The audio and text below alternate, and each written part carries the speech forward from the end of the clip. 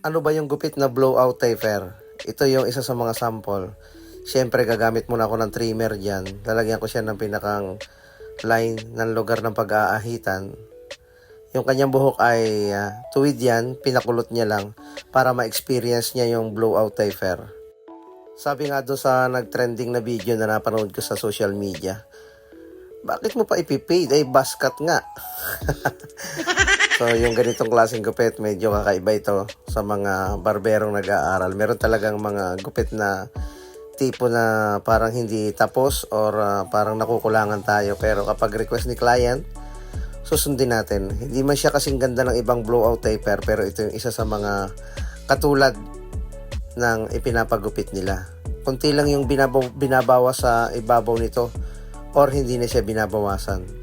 Magdedepende yan sa gusto ng ating client. Number 1 na clipper guard yung ginagamit ko dyan para hindi mapersa yung nipis o yung pagputol ng buhok. Unti-unti lang. Kunting-kunting hagod lang yan kasi hindi naman kailangan talagang mapataas yung pagkakabawas niyan. Zero half o zero close. Gamit yung ating naka-taper yung talim para hindi masyadong mapersa. Kaya-kaya namang unti-unting mabura yan kahit naka-taper. Basta yung paghagod kontrolado. Ang ganitong klase ng gupit, kung inyong mapapansin, bigla siyang may parang dark spot. Mababa yung kanyang transition o yung kanyang pag-blend ay talagang saktong-sakto lang. Tanggalin lang natin yung mismong kumakanto rito, hindi kailangan mapataas. Kapag tayo ay nagugupit sa barbershop, lagi nating susundin si client, magsasuggest tayo ng maayos. In the end, sila pa rin yung masusunod kung ano yung gusto nilang gupit. Sundin natin and then mag-explore tayo kung ano ba yung pwede natin gawin sa buhok niya na naaayon pa rin sa gusto niya.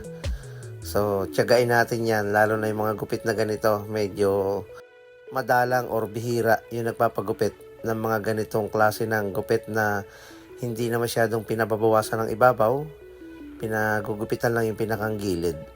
Ahitan na para makita natin yung forma. Bilang isang barbero, dapat sabayan natin yung agos ng panahon. Kung ano yung mga nauusong gupit ngayon, kung ano yung mga bagong katawagan, dapat ay i-accept natin yan. Bilang isang barber, alamin natin yung mga bagong nauuso at i-apply natin sa ating client at sundin natin siya. Kadalasan yung ating mga customer, sila pa yung may mga alam ng gupit dahil nag-research sila bago pumunta sa barbershop. So yun, okay na, ganito yung kanyang gustong gupit. Binawasan lang natin ng kunting-kunti lang yung ibabaw nito. Tapos yung gilid, naka-taper. Ito yung gupit na kung tawagin natin ay blowout taper. Maraming salamat mga kabarberos.